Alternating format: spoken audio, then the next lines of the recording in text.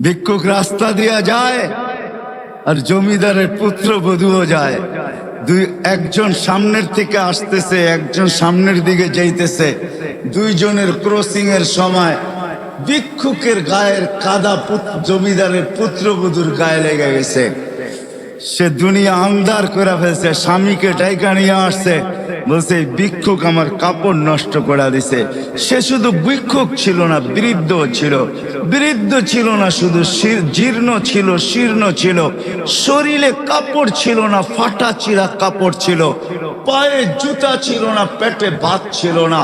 জমিদারের পুত্র সইতে পারে নাই, যৌবনী শক্তি সয়তো সয় কি কইরা তার স্ত্রীর গায়ে ভিক্ষুকের কাদা, বস সমগ্র শক্তিকে হাতে জমা করা একত্র করা বৃদ্ধের গালে বসায় দিছে।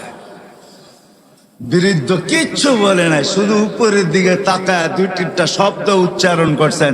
শব্দগুলা হলো ইয়া মাল্লা তারাহুল ওয়ুন, ও আল্লাহ চোখে দেখা যায় না। ও তারা কুল্লা শাই, তুই সব দেখিস। ফারা তারা মা বি, তুই কি দেখিস না আমার সাথে কি ঘটতেছে? এটা কি দেখিস না? বলতে দেরি যুবক, মরতে দেরি হয় না। জমিদার চলে আসছে, প্রতিশোধ নিবে। বৃদ্ধের একদিকে মুস্কি হাসি, একদিকে বলতেছে প্রেমের খেলা এমনই হয়। জিজ্ঞাসা করছে কিসের প্রেমের খেলা রে?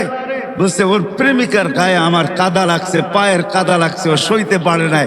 যৌবনী শক্তি দিয়ে আমার বৃদ্ধ গালে বসায় দিছে। আমাকেও একজন ভালোবাসে, সেও সইতে পারে না, সেও সইতে পারে না। ও তো থাপ্পড় দিয়া ক্ষান্ত, সে জান নিয়ে নিছে, জান। যারাই আমরা অস্তিত্ব লাভ করছি বা যাদেরই আমাদের বর্তমানে আমরা উপস্থিত বা অস্তিত্ব আছে,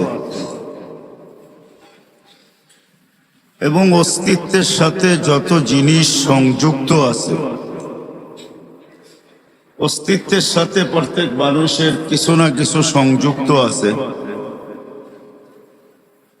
হায়াত আছে, আমার দেহটা আছে, আবার কম বেশি মালও সবার আছে। এরকম শত সম্পর্ক আছে। যা কিছু আল্লাহ আমাদেরকে দিয়েছেন, সর্বকিছুর উদ্দেশ্য হল যে প্রত্যেকে যেন আল্লাহকে রাজি করে। আমার কথা কিন্তু এরকমই হবে। সুর আমার কাছে নাই, কোত্থেকে দিব আপনাকে? কথা কাটা কাটাই হবে। আস্তে আস্তে ভলিউম বাড়বে। মাইকের ভলিউম বাড়লেই তো হলো না, আমারও তো ভলিউম বাড়তে হবে। আপনি মাইকের ভলিউম বাড়ায় দিলেন, আমার ভলিউম বাড়লো না, তাহলে তো আর আওয়াজ বাহির হবে না, ঠিক না? আর আমার ভলিউম যখন বাড়বে, তখন মাইকের ভলিউম কম থাকলেও আওয়াজটা শোনা যাবে। এই জন্য একটু অপেক্ষা করেন। কেননা এমন না যে আমরা আসছি আমাদের চির দুশ্মন, উনি বাহিরে ঘুরতে গেছে, এমন না। উনিও কিন্তু আমাদের সাথেই আসছে। কেননা উনি জানে যে যতটুকুই মজমা, আওয়াজ যতটুকুই যায়, কারো দিলে যদি কথাগুলা লেগে গেল, আর সে যদি কালকে সকাল থেকে আমাকে বিদায় দিল, তাহলে ক্ষতি তার বিরাট বড় হয়ে যাবে। এই জন্য সে আমাদের সাথেই আসছে। শুধু সে আসে না, আরেকজনকেও সাথে নিয়ে আসছে, যেটা সদা সর্বদা আমরা ভিতরেই বহন করে রাখি। আমাদের মনটা আমাদের ভিতরেই আছে। না, মনই শয়তানকে শয়তান তৈরি করছে। শয়তানের কোনো পিশাব ছিল না, সে কারো মুরিদ ছিল না যে পিশাব মারা গেছে তাকে খেলাফত দিয়া দিছে আর সে কিয়ামত পর্যন্ত এটাকে পরিচালনা করবে, সে দরবার খুলে দিছে, এমন না। তার মনই তাকে বিরোধিতা করা, তার মনই তাকে গোমরাহ করছে। ঠিক আমাদের ভিতরে কিন্তু আমাদের একটা মনও আছে, যেটা শয়তানকে পদভ্রষ্ট করছে। শয়তানের মনই শয়তানকে ধোঁকা দিছে, এই কথা বুঝাইছে যে তুই তো উত্তম, মাটিকে জ্বালায়া ইটো বানাস, আবার সবকিছুকে জ্বালায়া তুই ছাইতে রূপান্তরিত করিস, তুই আগুনের তৈরি, মাটিটাকে সেজদা করবি তো করবি কেন? তার বুঝে আসছে, যুক্তি দিয়া তাকে বুঝাইছে, যেরকম আমরা এখন যুক্তি তর্ক দিয়া বুঝি। সবাই মনে মনে ভাবে, কথাগুলা শুনি, ভালো লাগার পরেও অনেকজনে এই কথাই বলবে যে আমাদের বিবেক বুদ্ধি বিদ্যা কি কম আছে নাকি? আমরা জেনারেল শিক্ষায় শিক্ষিত, আর হুজুররা হলো ধর্মীয় শিক্ষায় শিক্ষিত, অথচ সে কোনোদিন তাকায় দেখে নাই যে ডিকশনারিতে জেনারেলের অর্থটা কি লেখা আছে। ডিকশনারিতে জেনারেলের অর্থ লেখা আছে সাধারণ শিক্ষা। সাধারণ জিনিস নিয়ে যে গৌরব করা যায় না, এটা আমাদের মাথায় নাই। বিদায় আমরা বইলা বেড়াই আমরা কি শিক্ষিত কম নাকি? বরিশালের থাকলে তো বইলেই বসবে, মুই কি কম বুঝি, মোরে বুঝাইতে হইবে।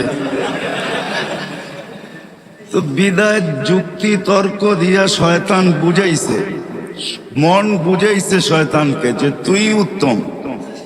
এই জন্য সে সৃষ্টি যদিও আল্লাহর পাওয়ার সম্বন্ধে আমাদের চেয়ে শয়তান 1000 কোটি গুণ বেশি জানে, কেন সে দীর্ঘ একটা সময় আরশের নিচে ছিল।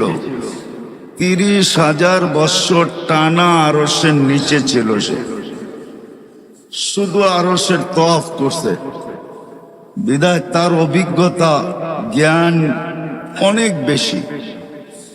কিন্তু সে মনের কাছে মার খেয়ে গেছে, বিদায় ওই শয়তানও আমাদের সাথে আসছে। মন তো আছেই আছে। এই জন্য আল্লাহ রসুল কোন পর্বে বলছিলেন যে তুমি যদি মনের উপরে 1 পা দিতে পারো, তাইলে আরেক পা তোমার আমি জান্নাতে দেওয়ায় দিব। যদি মনের উপরে 1 পা দিতে পারো, তাহলে আরেক পাও তোমার জান্নাতে হবে। কিন্তু এটা পারাটা বড় কঠিন, পারাটা বড় কঠিন, এত সহজ না।